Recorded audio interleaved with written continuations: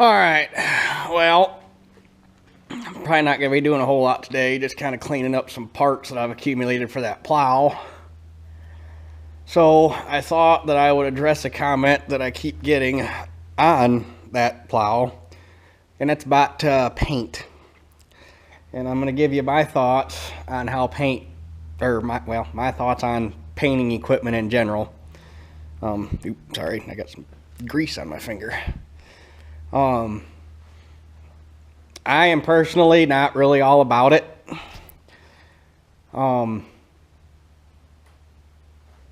Implements are kind of up in the air, and we'll talk about that. Well, actually, let's address the implements first, then we'll get to tractors. As far as implements go, in a perfect world, I would have 3 60 by 120 pole barns that I could put all of my shit in and have plenty of room for more stuff, and all the wants and needs that I have, and everything would be under a roof and nothing would ever have to sit outside. Well, the way things stand right now, the important stuff is under a roof, but all the tillage stuff has to sit outside, and I'm not going to spend the money to put a look pretty paint job on a plow that works perfectly fine without it. I mean, well, we'll just stick to that plow since that's the topic we're on. If I wanted to do that thing right, sandblast it, paint it, use good paint, put the right decal kit on it, and actually make it look like a nice showpiece, you're probably looking at $1,000 to paint that plow, because paint is expensive. Good, if you can go to Rural King and spend $100 and put a rattle can paint job on it, and it'd look good from 100 feet away, but when you're standing next to it, it'd be uglier than sin.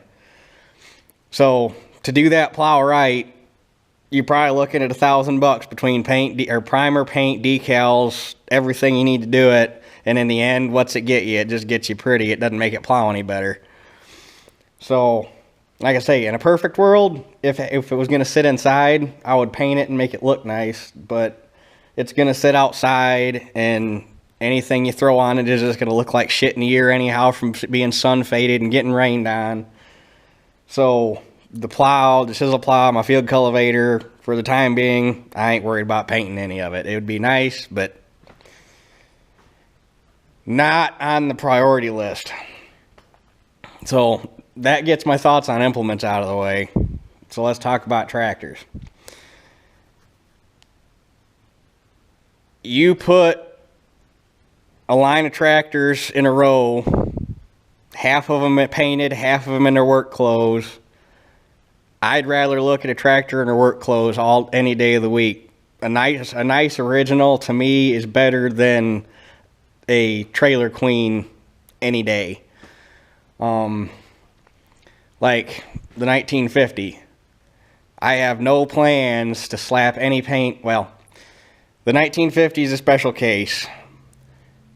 If it wasn't for the fact that at some point somebody had repainted the rear wheels and just made them bone white instead of clover white like they should be, I wouldn't put any paint on this tractor. That being said, when I put new tires on it eventually, I'm going to repaint all of the white on it so that all the white matches and is right. But that being said, when I do it, I've been talking to some guys. Well, I've been talking to the guy that I'm going to have do the painting on it. And we've kind of come up with a couple different ideas to try to make the paint look good but not shiny.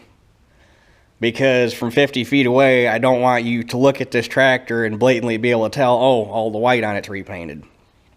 You'll obviously be able to tell when you're standing next to it, but from a distance, I want it to look right. I want it to look original.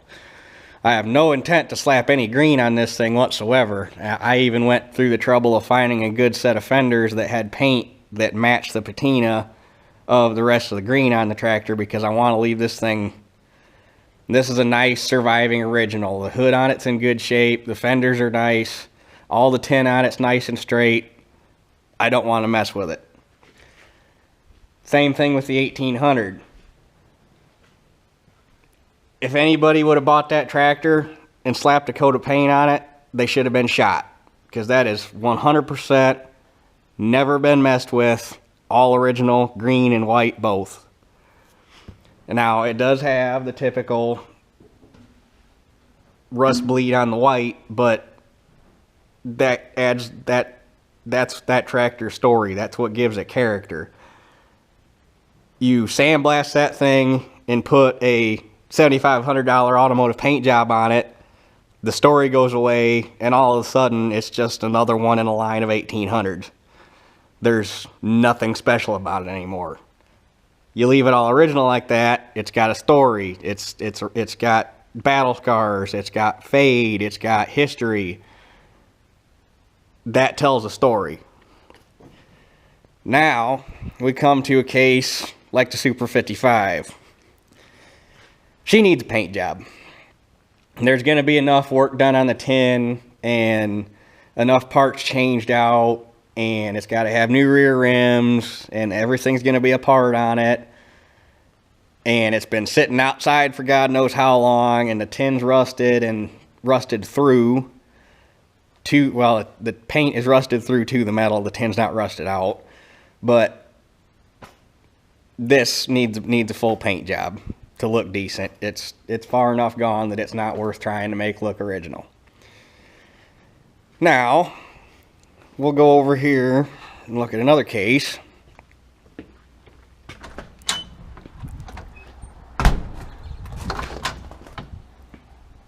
Actually, we're going to look at two cases over here. We're going to start with the 60 and then go to my 1955. So another case of 100% one owner with the original bill of sale, never been messed with, 1948 5-speed 60. If anybody would have bought this tractor and blasted it and put a look pretty paint job on it, they should have been shot, because it's only like this one time. Once you get rid of this paint, you ruined it. It's no longer original. Now, when we got this thing running again, it didn't have any rear tires on it, so we had another 5-speed with a good set of tires and rims on it. We slapped those on there so that it could be mobile. We still have the rims that came on it. We put them on the tractor. We took these off so it could still roll. When the time comes, it's going to get the original hubs and rims back on it with new tires so that it is back to 100% original. Like I say, those are just temporary so that we could use it. Unfortunately, it spun a bearing, so now we can't. It'll still run. We just don't like to because it spun a bearing. So, on to the 55. This is why I hate painted tractors. Looks really good from a distance until you get close to it. And anybody that saw the video on the story knows why. But then you also run into shit like this. Mind you, the only thing that we've painted on this tractor is the fenders. We painted that toolbox because we bought that for it. Now, there's a couple parts we added to it, but for the most part, the whole thing was painted. Paint hides stupid shit like this. The Oliver hoods are famous for cracking out and breaking right here. Well, it's not hard to fix it right. You just come in here and you clip this out and you form another piece of tin that matches, and you tack weld it in and put a little bit of body putty on it. A little bit, not fucking slap her on like a 1/4 inch thick. Paint it, buff it out. Nobody ever knows the difference. Well, then you got morons like this that don't cut anything out. They scab an entire another piece of tin on behind it, slap a 1/4 inch body filler on there, do a half-ass job of sanding it off, because if you look, you can still see all the pits in the body filler right there. And it breaks again because they didn't fix it right, and the vibration broke it off. And both sides on this thing are like this. This side hasn't broke yet, but the body filler's all flaking off because they caked that much on there, and that's not what it's meant to do. And the sheet metal on this thing actually is a lot rougher. Well, I wouldn't want to call it rough, but like there's wrinkles in it here. There's a wrinkle in the hood they didn't get out. There's issues with the tin on this thing, and I'd like to fix it, but the part that worries me is like if I went through and fixed that hood and repainted it, that's an awful big piece of tin to slap back on there that's had a different brand and chemistry of paint than the rest of the tin. Is it going to blatantly stick out that hood's been repainted, and then you're going to end up repainting the whole thing anyway? That's really what's been stopping me from fixing that hood so far. It's just the fact that when you start, you're probably not going to stop. So, and the sad part is, the parts where we found original paint on this tractor, she was a pretty straight old girl before somebody got their dick beaters on it and did this to it. So, like I say, in like the 1600, if it wasn't for the fenders, there's nothing wrong with the 1600. That's fine too. There was, when tractor collecting first kind of became and we'll walk over the other side because it's brighter and you can see more stuff. When tractor collecting really started to take off in the late 80s, early 90s, there was this mentality. Stuff got knocked over in the wind the other day. There was this mentality that when you restored it, you had to put a paint job on it.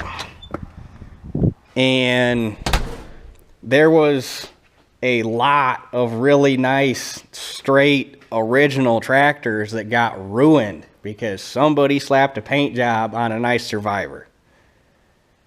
And I would rather look at a Survivor than a Trailer Queen any day of the week because, like that, it's got character. It's got battle scars. It tells a story. Go to a tractor show. Look at all the tractors that have 2 and 3 coat automotive paint jobs with clear coat on them. They smoke, or they blew smoke like a pig, and they leak oil like a sieve because they didn't fix anything mechanical on them, but they got one expensive ass pretty paint job. I'll guarantee you anything we got around here that gets used on a daily basis will outwork and outrun any Trailer Queen any day of the week. Guarantee it. Because we put money into the stuff that matters. I'd rather have a good strong runner that I can just go down, turn the key, and let her warm up and take off, rather than have a row of nice looking pretty tractors that you spend an hour and a half working on every time you want to get it out of the barn because it doesn't run for shit. So, yeah. And fortunately, we're now in a period in this hobby where guys are starting to understand the importance of preserving nice originals, especially. We haven't quite made it that far in the newer tractors yet, but like the pre-1950 stuff, and especially like the prairie tractors and the early gas tractors up through the 20s and 30s, there are finally guys understanding that, hey, rust is still pretty. Let's make them run good, but let's leave them because it tells a story. And like, if any of you guys watch Classic Tractor Fever, when they go to any of the almond auctions, and especially his what does he call them? Pre-1930 auction that has a lot of prairie tractors and oil pulls and Hart Pars and stuff like that. They have been digging up a lot of really, really nice tractors lately. Just super clean, super straight, unmolested, run like a top. Just warm your heart to see that something like that is 100-something odd years old and can still get out and do a day. It's just still capable of getting out and doing a day's work if you wanted to do it. So, yep. I guess that's just my little twist on how I feel about paint jobs and paint in general. Now, like I say, this one's gonna get painted. The 2255, I'm gonna be so far into that thing. Well, A, it's the same thing as this. It sat outside for 30-something years. Since 92, yeah, since 1992, however long that's been. So I'm going to be so far into the 2255, the cab's going to be off. I'm going to have the hydraulic unit off of it to rebuild it. The motor's going to be out of it. The wheels are going to be off of it. It's going to be stripped down to basically a bare chassis by the time I do everything to it that I want to do to it. That's just going to get painted right away because I only want to tear it down that far one time. So, and like I say, that one's far enough gone. There's not really much originality left to it that's not going to have to be touched because the tin on it's junk, the cab on it's junk. She's going to get painted. She's going to get painted right. 2255 is probably going to, I'd bet every bit of $5,000 to $6,000 to paint that thing right because it's going to get a 2-coat paint job and clear coat so that it actually lasts and looks good. So, and it's going to get probably either Nason or PPG paint. We've been running Nason because that's what Napa has, and the Nason acrylic is actually a really nice tough paint. We've had pretty good luck with it. So, but PPG also makes a really nice paint that's damn near identical color match. They got the Oliver paint codes that are, and the PPG paint is a really, really nice match to the original Oliver. So, but PPG gonna pay for it. But there's time to make those decisions because that tractor, like I say, is a ways out from getting worked on yet. So, and it'll be a conversation with my paint and body guy. So, anyway, that's I assume kind of short video. It might be a little longer than I thought, but my thoughts on paint. So, I'll cut her off here and quit rambling on. So I guess that's it for this one. We'll catch y'all on the next one.